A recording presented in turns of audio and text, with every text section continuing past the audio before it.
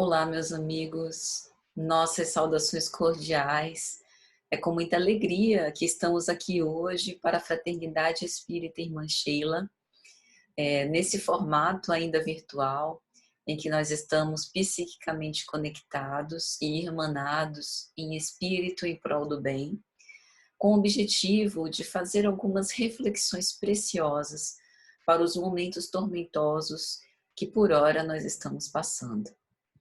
É muito feliz a escolha do tema central deste mês sobre a fé, porque é justamente auridos da fé, dessa confiança, da fidelidade irrestrita ao Pai, que nós podemos passar um pouco mais confortados, esperançosos pela crise, né, que se abateu sobre nós, que nos atingiu a todos, sem privilégios, ao redor do mundo.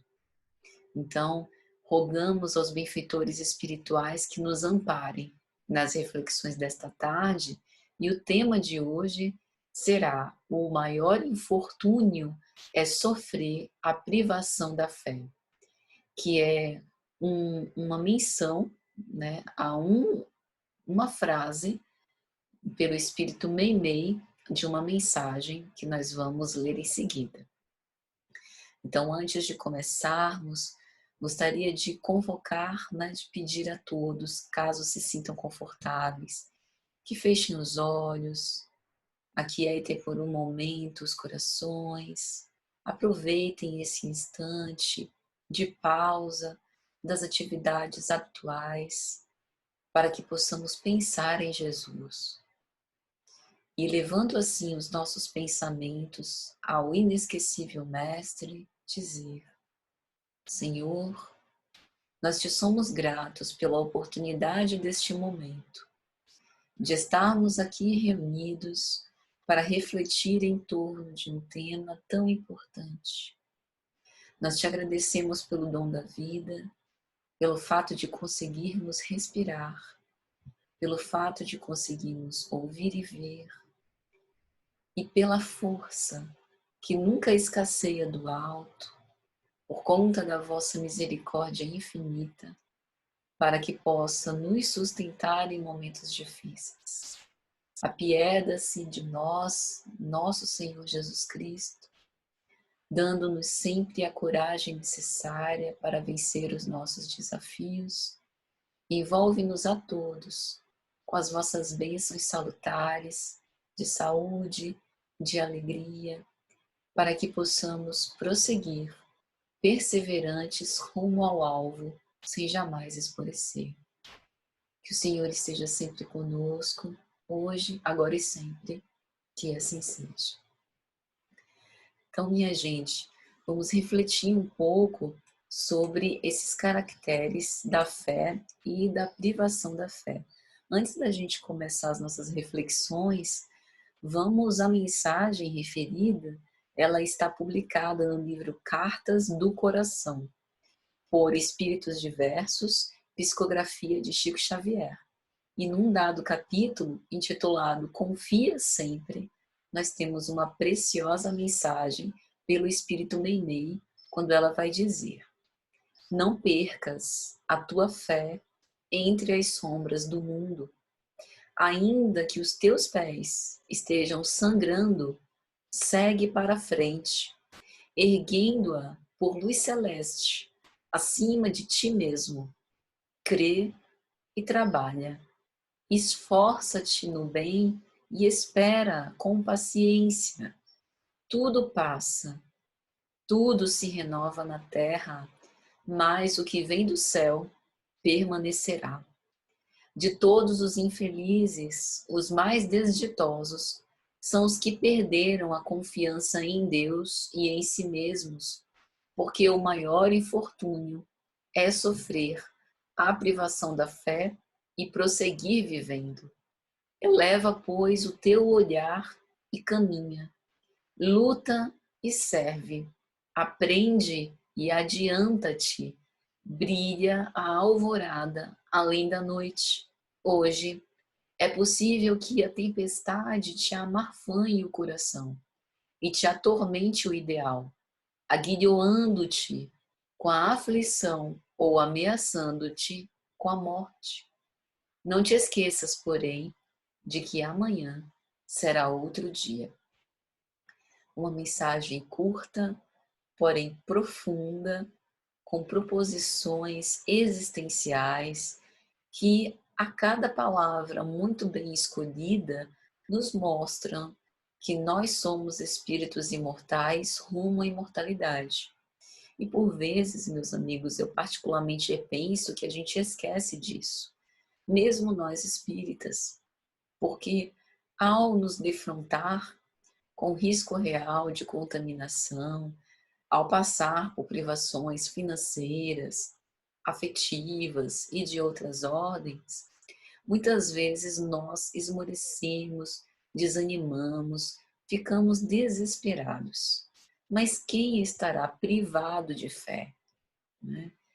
E, ao mesmo tempo, a gente poderia pensar quais são estes erros que muitas vezes nós cometemos, que qualificamos como tão imperdoáveis, a ponto de não haver outra possibilidade de retratação, se não fugir pelas portas da morte, se não o aniquilamento completo, né? A gente sempre tem novas chances de reavaliar a nossa conduta, né, de qualificar os nossos pensamentos, de fazer alterações, porque a vida é uma dinâmica. E em que situações, mesmo sabendo de tudo isso, né, nós ficamos mais paralisados, incapazes de reagir com coragem e desassombro? O que é que nos detém? Então é sobre isso que nós vamos conversar um pouco hoje. Eu particularmente acho importante, principalmente para aqueles que possamos não estar habituados com a história de Meimei, que antes da gente continuar, a gente adentre um pouco sobre a história pessoal dela, na sua última encarnação na Terra. Por que eu digo isso? Porque todas as vezes que a gente aborda a temática da fé, e há sermões lindíssimos, preleções doutrinárias inspiradas falando sobre a fé, mas eu tenho a sensação, e essa é uma opinião pessoal, de que aquelas mais tocantes são as que envolvem um testemunho. Então, quando a gente lê essa mensagem de Meimei, ela é profunda, bonita, tocante. Mas se a gente nunca teve uma dificuldade muito grande a ponto de precisar testificar a nossa fé, talvez a gente não consiga compreender em profundidade aquilo que Meimei está querendo dizer. E conhecer um pouco da história dela reputo inspirador, porque foi alguém muito jovem no corpo terreno, que teve que passar por dificuldades bastante acentuadas, que muitos de nós facilmente desesperaríamos e, ao invés de fortalecer a fé, talvez enfraqueceríamos ela. E não foi definitivamente o caso de Meimei. Então é importante a gente saber quem escreveu a mensagem que a gente acabou de ler e por que que ela dá tanta ênfase que não pode haver infortúnio maior do que sofrer a privação da fé. Meimei é, na verdade, um pseudônimo, um apelido dado por Arnaldo Rocha, que foi marido dela na sua última reencarnação. O nome de Meimei, de batismo, é Irma de Castro.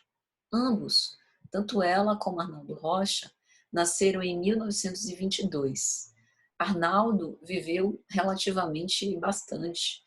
Ele faleceu em 2012, mas Meimei, Irma de Castro, esteve conosco na Terra por apenas 23 anos. Então ela desencarnou em 1946, com 24 anos incompletos.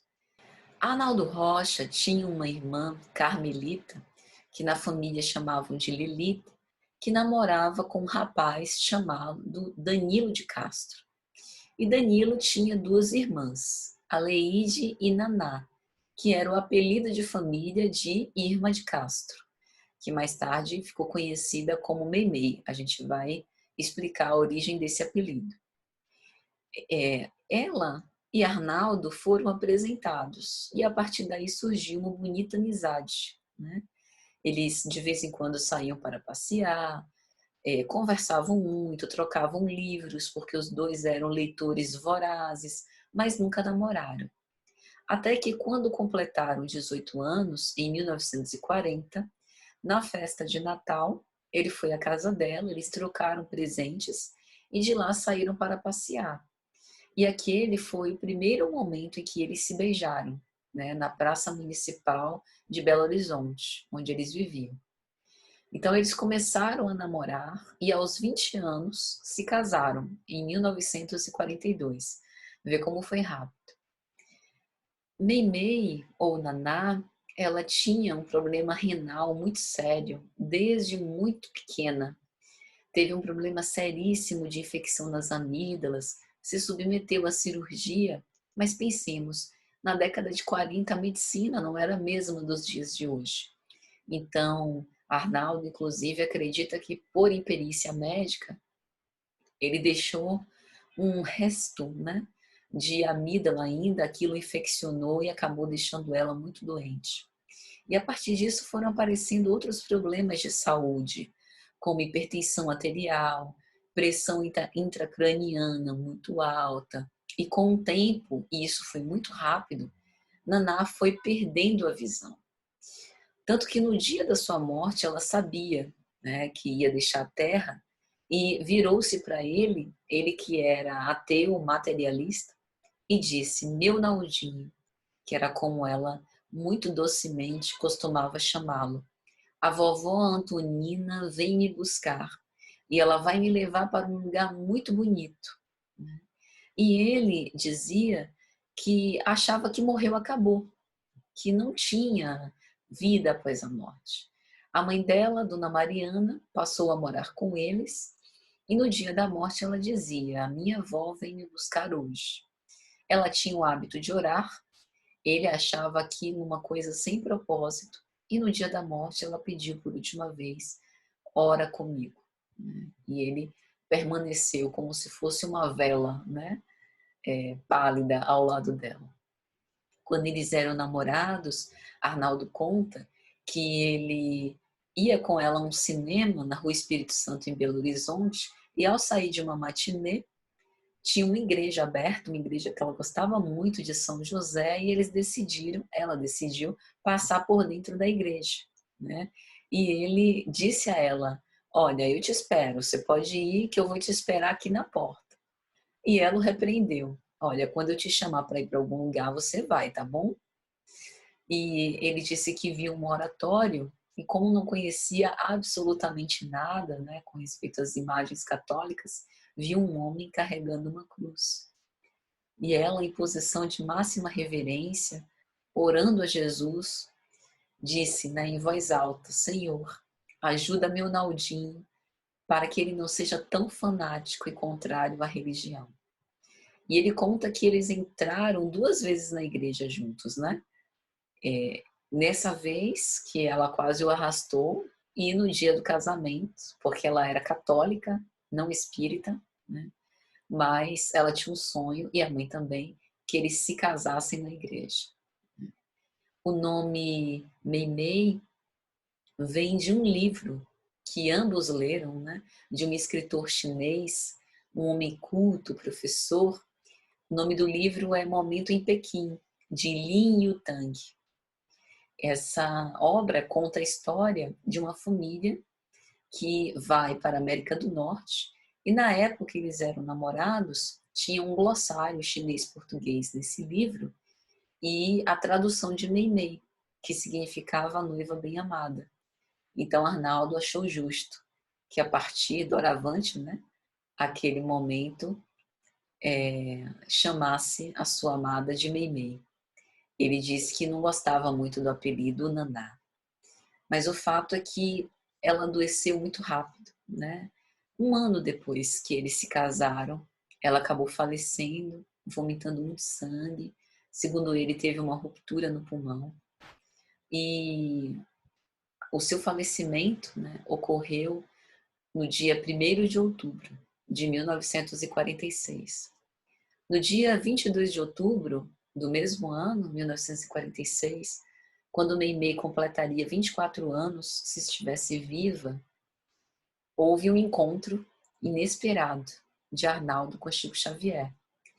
Ele tinha o hábito de andar muito depressa, o Arnaldo, e estava subindo a Avenida Santos Dumont, em Belo Horizonte, e viu descendo um senhor de cabeça baixa, com uma pasta cheia de papéis, e deu um esbarrão no homem, né?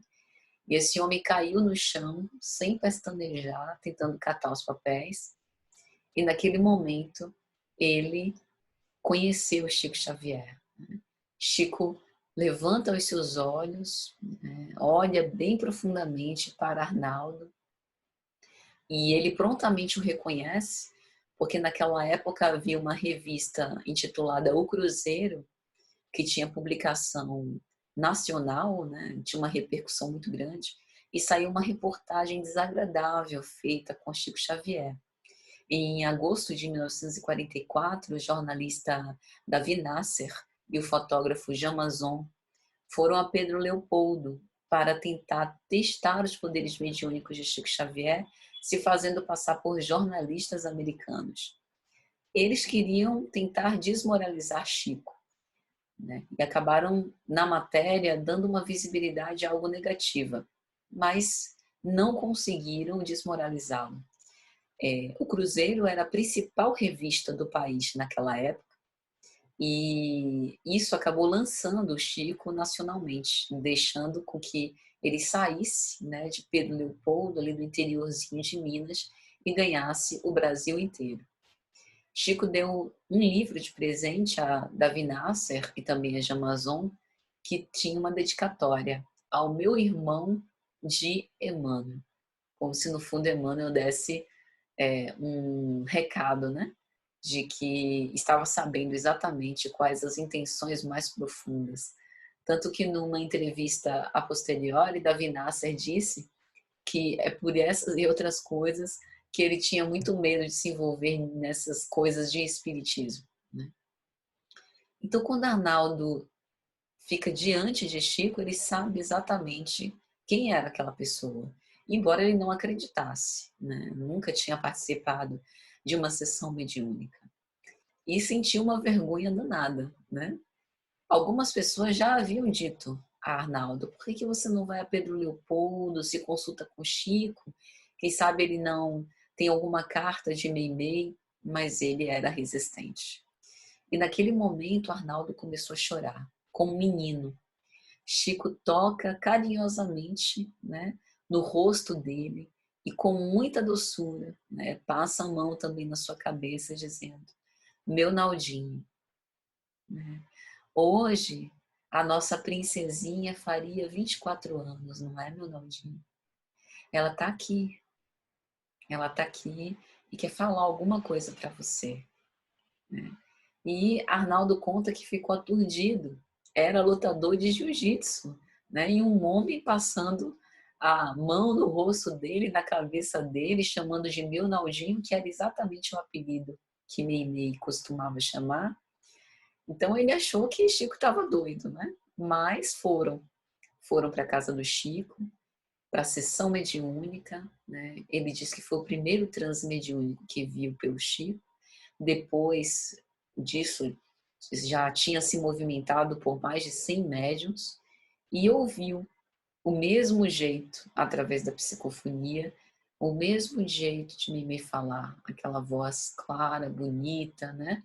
O modo como se portava, dando notícias do além-túmulo. E naquele momento começa a amizade com Chico. Então, ao fazer esse relato, Meimei conta que estava sendo tratada como uma princesa, né? E que participava de um grupo de assistência junto com sua avó a crianças recém-desencarnadas.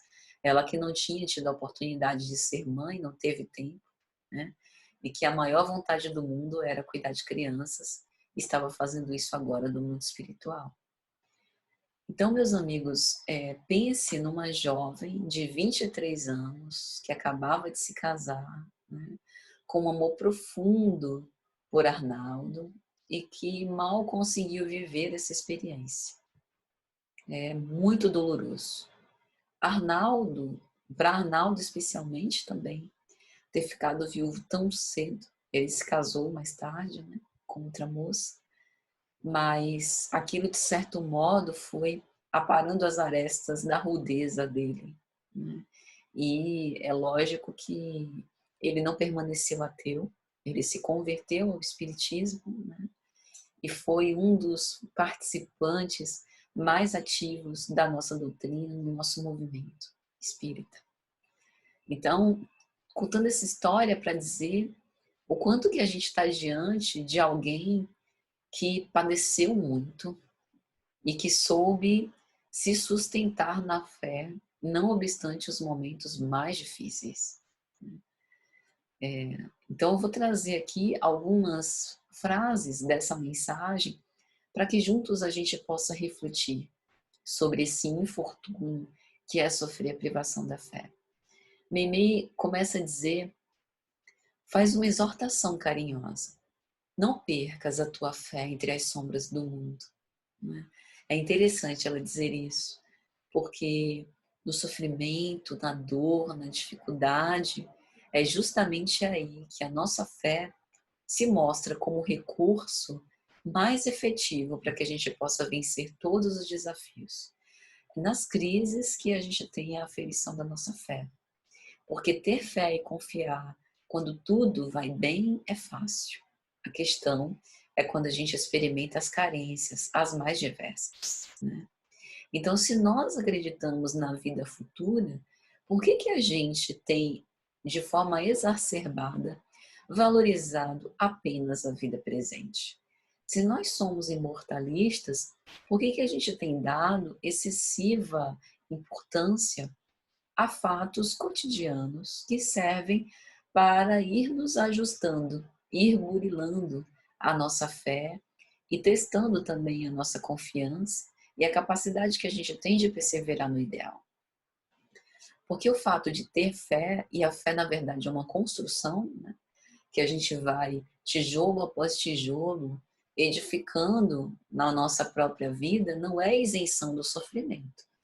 Porque o sofrimento é uma das ferramentas mais poderosas para que a gente possa aferir a fé e também construí-la, né? Porque é vencendo o sofrimento, ultrapassando a dor, que a gente vai reafirmando essa fidelidade com o Pai, né? Fé, etimologicamente, vem de fidelis. Então, a fidelidade, ela implica em, não obstante o que pode acontecer, eu não arredo do seu lado, né? Eu não vou abandonar você. Então, pensar isso com o ideal espírita significa, por mais que eu precise passar por diversos desafios, eu não vou desistir da minha proposta evolutiva, que é seguir pelas provas e expiações até ter a condição de reparar o mal que fiz e de fazer todo o bem que eu puder fazer, né? E nesse ponto, né, como ela fala sobre as sombras do mundo, é interessante a gente pensar um pouco mais detidamente nesse conceito, né? Os conceitos psicológicos, eles estão tão enraizados no nosso vocabulário, né? Graças a Deus, porque isso demonstra uma certa curiosidade, né? E de pesquisar e de saber mais a fundo sobre a psicologia e diversas ciências psicológicas, e isso demonstra um pouco do nosso interesse também com relação ao nosso processo evolutivo. Nunca me esqueço que Kardec, quando escreveu as revistas espíritas, colocou como subtítulo Estudos, jornal, né, de estudos psicológicos. Então, ali ele demonstrava que o seu objeto de análise era o ser imortal, a psique, a alma. Então, no momento em que ele coloca a reportagem do mundo espiritual como estudo psicológico, ele toma por base os relatos, né, que ele tem acesso, que ele organizou, que ele ordenou, como características humanas importantes de serem consideradas para nós que estamos interessados nas nossas transformações morais. Talvez a referência mais comum, né, que a gente mais facilmente se lembre do que é sombra, que está dentro de uma perspectiva de ilusões, enganos, né, de equívocos, seja o conceito da psicologia analítica de Carl Gustav Jung, né? Jung, psiquiatra, psicoterapeuta suíço, fundador da psicologia analítica, foi psicanalista, né? Teve uma amizade aí de 7 anos com Sigmund Freud, pai da psicanálise, entre 1906 e 1913. Nesse período trocaram quase 400 cartas. Só um breve preâmbulo, né? Freud o considerava o seu herdeiro, né? O seu príncipe herdeiro, como ele dizia, mas por diversas razões ideológicas, né? Conceituais, eles não conseguiram se equacionar e acabaram rompendo. Mas, logicamente, como o próprio Jung afirma, foi muito beneficiado por essa amizade fecunda, né, com Freud, e herdou da psicanálise a base para muitos conceitos, mas acabou formando uma escola psicológica que tem muita ascensão e que é muito referenciada na série psicológica pelo espírito de Joana de Ângeles ao se referir à psicologia profunda. Num texto de Jung, numa obra intitulada Os Arquétipos do Inconsciente Coletivo, cuja edição em alemão data de 1976, ele apresenta o conceito de sombra de uma forma sumamente interessante. Jung vai dizer que a primeira prova de coragem no nosso caminho interior, né, uma prova que é bastante para afugentar a maioria dos tentames, é o encontro consigo mesmo. Mas para este autoencontro, às vezes a gente tem a noção do autoconhecimento ou do autoencontro como uma epifania, em que a gente vai ter um momento assim de elucidação profunda com respeito a quem nós somos e que a gente vai se deslumbrar, né, com o paraíso que há no nosso interior, mas a gente esquece que também tem as coisas desagradáveis e os lados obscuros, que muitas vezes nós evitamos defrontar, né? Enquanto a gente puder projetar isso à nossa volta, né? Através dos mecanismos de defesa, que, aliás, foram bem consolidados por Ana Freud, né? Filha de Freud. Então, Jung dizia que se nós formos capazes de ver a nossa própria sombra e suportá-la, sabendo que ela existe, a gente já terá resolvido boa parte do problema, né? E teremos trazido à tona, com base nisso, o nosso inconsciente pessoal. Então, Jung define a sombra como uma parte viva da nossa personalidade, mesmo que esteja às ocultas. Jung percebia o psiquismo em polaridades, né? E ele dizia que ao mesmo tempo em que eu animo, por exemplo, nesse momento aqui para vocês, uma versão, digamos assim, uma persona muito calma, ponderada, concentrada, né? Reflexiva. Eu também tenho um lado inquieto, né? Um lado de medo, de insegurança, de desconfiança, que está nesse momento oculto. Então, eu não sou apenas essa versão que eu apresento a vocês, da ponderação, da calma, da tranquilidade, da seriedade. Eu também tenho um outro lado, né? Um lado que agora não está exposto, mas faz parte de mim. Tudo isso faz parte de mim. Mas às vezes a gente não quer, a gente se afeiçoa tanto, né? Com esse lado persona que é tão agraciado, aplaudido, né? Pelas massas, que às vezes a gente quer se ater a isso como se nós fôssemos apenas isso.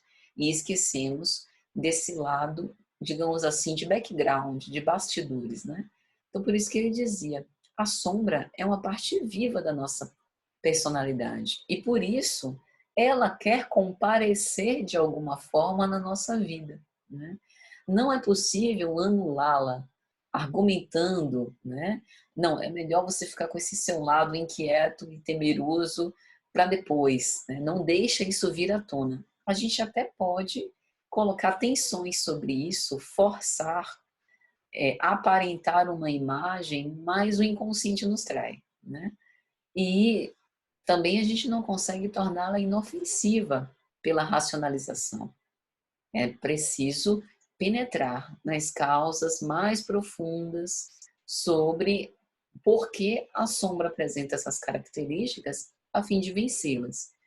Então, essa questão é uma questão extremamente difícil. Ainda mais quando a gente tem uma perspectiva espírita em que a gente sabe que esse lado sombrio, ele é retrato, né, da herança de nós mesmos ao longo de várias reencarnações sucessivas. Então Jung dizia que esse problema é muito difícil, porque ele não desafia apenas o homem total, mas o adverte sobre o seu desamparo e a sua impotência. Mas, mais cedo ou mais tarde, essas contas terão que ser acertadas, né? Então, quando Meimei fala sobre não perder a nossa fé entre as sombras do mundo, ela está advertindo que todas as pessoas com as quais a gente convive também têm esses lados obscuros. E não é porque nós fomos traídos, magoados, né? Porque a gente foi enganado, porque a gente tinha um ideal e viu que a pessoa, na verdade, é uma coisa completamente diferente, que a gente vai perder a nossa fé, deixar de acreditar em nós mesmos. Mesmo porque nós também temos o nosso lado oculto, né, que vem à tona em algum momento. E se a gente não cuidar para isso, inevitavelmente, nós vamos ser alvo, né, de muita frustração e de dor. Então, a gente não pode sofrer a privação da fé sob hipótese nenhuma, principalmente nesta, em que o sofrimento recebe como um instrumento um dos nossos afetos, às vezes mais amados e queridos. E nesse momento eu gostaria até de pedir licença para dar um testemunho pessoal, porque eu, como disse antes, né, acho que quando a gente fala de fé, trazer exemplos vivos de uma experiência própria pode causar identificação, né? Pode sensibilizar por a gente pensar que a gente também vive algo parecido e para que a gente saiba na pele o quanto que é desafiador. Sobre ilusões e enganos da afetividade, eu tive um momento especial da minha vida quando eu experimentei uma imensa vulnerabilidade e fragilidade emocional.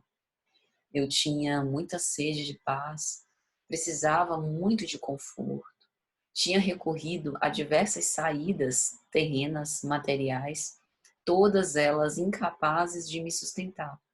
Um médico, depois de ter tentado todos os recursos da medicina para tratar de um adoecimento que eu tive, e não tendo êxito por não ver a causa da doença no corpo, sendo espírita, fez esse convite à minha mãe, né, para que ela me levasse no centro, e foi ali que eu fui evangelizada. Mas eu passei muito tempo, muitos anos fora do espiritismo. Meu ideal espírita de coração, ele é coisa de poucos anos, né? Eu diria menos de 6 anos, né? Então, quando eu pude retornar a uma casa espírita depois desse profundo desencanto, por assim dizer, vazio existencial, é como se nesse momento de ilusão e engano eu tivesse colocado, deposto tudo que eu tinha conhecido da doutrina espírita. Veja o quanto a exortação sempre oportuna de Jesus, da vigilância e da oração, não pode ser desmerecida.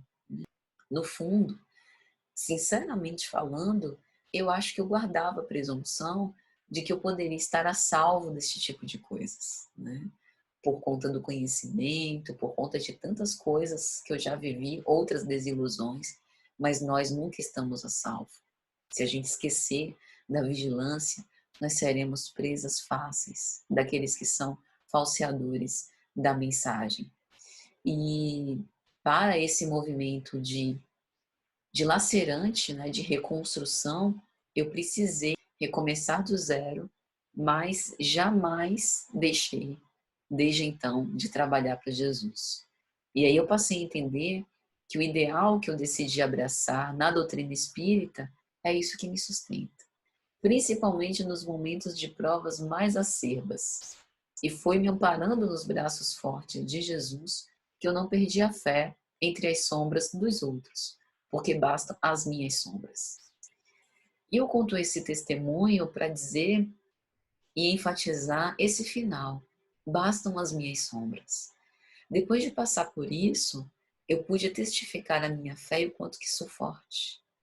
E o quanto que ainda tenho aspectos, né, que preciso trabalhar dentro de mim.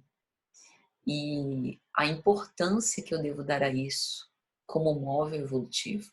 Como Mimi vai dizer, ainda que os teus pés estejam sangrando, segue para frente, erguendo-a por luz celeste acima de ti mesmo.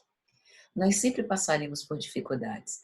Dificuldades materiais, incertezas profissionais, desilusões amorosas, problemas familiares, enfermidades crônicas, por medos, ansiedades. A própria vida, no mundo material, ela é marcada por vicissitudes, né? A gente sente fome e precisa comer. Sente sede e precisa beber. Sente sono e tem que dormir. Frio ou calor demais nos incomoda ou pode nos fazer adoecer. A gente come algo estragado e pode enfermar, né? Tem imposto de renda para declarar até o final do mês que vem, né? Então, tudo na vida são vicissitudes, dificuldades que a gente precisa vencer. A vida é movimento e a gente tem que buscar por esse equilíbrio dinâmico. Quando nós não somos atingidos por aflições materiais, inevitavelmente os flagelos psíquicos vêm nos atormentar. Mas a gente precisa seguir em frente. Nós temos hoje diversas terapêuticas à nossa disposição para que nós possamos ter esses recursos e despertar os recursos interiores para que a gente possa agir de um modo diferente perante a vida. Terapias psicológicas muito respeitáveis, terapias psicanalíticas, que é a minha área, né? Terapêuticas médicas, sobretudo a psiquiatria, que hoje em dia até espiritualidade é um tema presente nos trabalhos científicos médicos, as terapêuticas nas casas espíritas, não apenas as desobsessões ou reuniões de cura, mas sobretudo a evangelização. Então a gente precisa seguir adiante.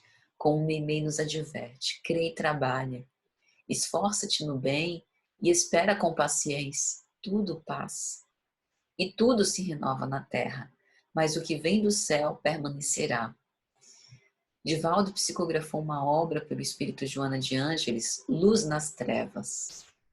E no capítulo 7, Sofrimento e Amor, Joana vai dizer algo muito especial. Cristão, sem condecoração do sofrimento, ainda não passou pelo campo de batalha. Assim, transforma as tuas dores e expectativas no hino de amor e de alegria, certo da vitória final, ao lado daqueles que também te amam. Sofrimento e amor são termos luminosos da equação existencial. A doutrina espírita nos dá esse entendimento, que a gente não sofre por castigo divino, nem porque a gente merece, porque é muito malvado. A dor é um buril que vai nos aperfeiçoando, a fim de que nós não sejamos esboços imperfeitos, rascunhos, para sermos apresentados diante do Pai, mas possamos reluzir em paz, luz e alegria. As dificuldades passarão, mas as nossas conquistas, essas permanecerão. São elas que provêm de Deus. E aí, Meimei vai chegar no trecho especial para o nosso tema, de todos os infelizes, os mais desditosos, são os que perderam a confiança em Deus e em si mesmos. Porque o maior infortúnio é sofrer a privação da fé e prosseguir vivendo.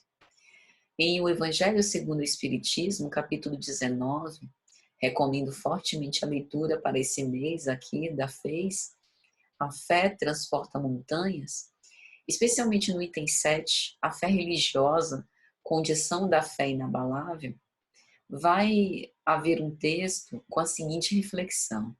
Diz-se vulgarmente que a fé não se prescreve, donde resulta a alegar muita gente que não lhe cabe a culpa de não ter fé.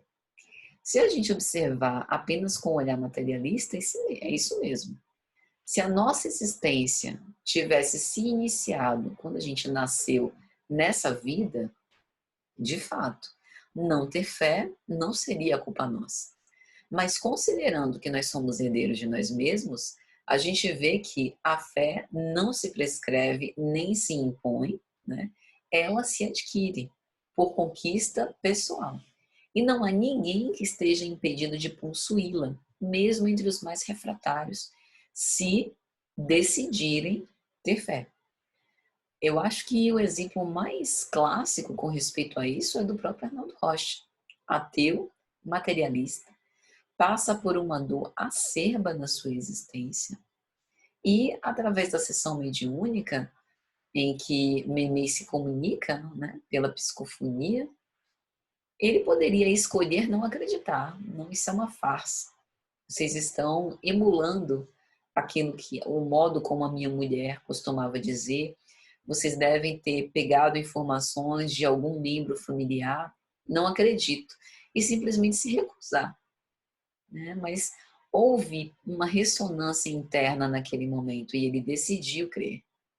Então, a gente às vezes fala, né, de verdades espirituais básicas, e não exatamente de uma crença particularista.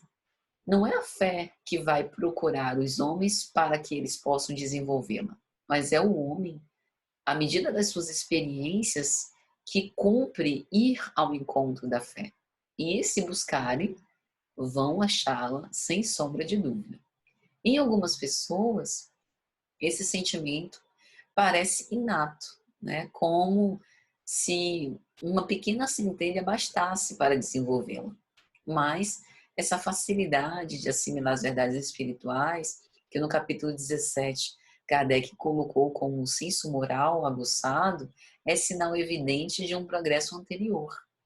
Então, fé é mesmo uma construção existencial, né? Aqueles que já têm uma fé desenvolvida creram e compreenderam antes. E ao renascerem, trouxeram a intuição do que já souberam, né? Então, a educação já foi cumprida. Aqueles que ainda não têm essa fé desenvolvida terão que aprender, né? E podem fazê-lo. Aquilo que não conseguirem terminar nessa existência, conseguirão em outra, se assim o quiserem. Então, desenvolver a fé é também uma decisão pessoal.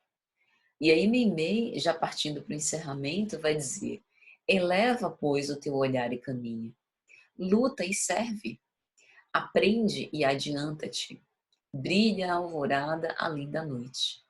Eu fico imaginando, meus amigos, em Kardec, pensando em Kardec e todas as suas imensas dificuldades, né?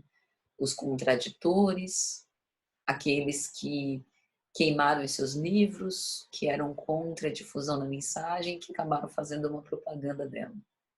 Paulo de Tarso e suas excursões de propaganda, principalmente no início da carreira com Barnabé, as noites ao relento, os assaltos, as dificuldades logo no início para poder falar com eloquência e a paciência que ele precisou empreender no trabalho anônimo antes de começar a falar do Evangelho. Os exemplos de Bertrand Russell e Mahatma Gandhi, que, em busca da verdade, de defender um ideal, precisaram se contrapor contra tanta hipocrisia e preconceito da sua época sem jamais desistir. Então, quando a gente pensa, né, nesses grandes exemplos, a gente pode se inspirar a elevar o nosso olhar e nos pôr a caminhar. E Meimei termina esse belíssimo texto, essa mensagem, dizendo: hoje é possível que a tempestade te amarfanhe o coração e te atormente o ideal, aguilhoando-te com a aflição ou ameaçando-te com a morte. Não te esqueças, porém, que amanhã será outro dia. Eu me recordo que em 9 de junho de 2019, quase um ano antes da pandemia, na Fraternidade Espírita Irmã Sheila, nós fizemos um seminário, que, se eu não me engano, está até disponível no canal da Face. Barral, Antônio Barral, querido amigo, e eu fizemos um seminário titulado Transição Planetária, Expiações Coletivas. O grupo Coro de Cor fez uma belíssima apresentação musical. E numa das coisas que nós dissemos é que as nossas dificuldades, aflições, tribulações ainda piorariam, exatamente como Cristo tinha nos advertido no seu sermão escatológico, Mateus capítulo 24. E eu me lembro de ouvir, depois de dizer isso, de ouvir do público o seguinte: nossa, mas isso é pessimismo. As coisas hoje já estão tão ruins, não tem como piorar. E quase um ano depois vem a pandemia. Então, por que dizer isso, né? Para que a gente possa entender que a tempestade, ela causa medo, incerteza. A gente não sabe quando isso vai acabar, quando a gente terá um número considerável de pessoas vacinadas. Efetivamente, a gente não tem data para voltar ao centro, né? A aflição, por mais que ela represente esse aguilhão desconfortável, por mais que a morte nos ameace, a gente não pode jamais perder a esperança. Entender de uma vez por todas que esse reino dos céus não vem com aparências exteriores, como disse o Cristo, mas que é formado no interior dos nossos corações. E que nós estamos agora diante de uma grande oportunidade para isso. E para finalizar, gostaria de me lembrar Mateus capítulo 24, versículos 32 a 33, quando Cristo vai dizer: aprendei, pois, esta parábola da figueira. Quando já os seus ramos se tornam tenros e brotam folhas, sabeis que está próximo o verão. Igualmente, quando virdes todas essas coisas, sabei que ele está próximo às portas. A construção desse mundo novo não vai dispensar a nossa colaboração. E o maior infortúnio para a construção desse mundo de regeneração é a privação da fé, que nenhum de nós está privado. Então, que nós possamos arregaçar as nossas mangas, tocar as nossas charruas e semear nesse imenso campo que o Pai nos colocou para sermos os trabalhadores da última hora. Façamos o trabalho sem olhar para trás, tenhamos perseverança, fé e muita coragem. Um grande abraço a todos, meus amigos, e vamos orar para agradecer.